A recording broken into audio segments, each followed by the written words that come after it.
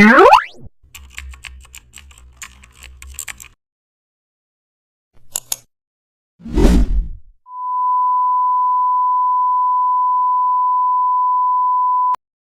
back to the channel, and don't forget to like, share and subscribe for more updates. Today we are diving into an exciting tutorial how to create a portrait filled with nature textures. Import your portrait image and nature textures like leaves or trees. Position the textures layer above your portrait and right click and choose create clipping mask. The textures will now fill the portrait shape beautifully.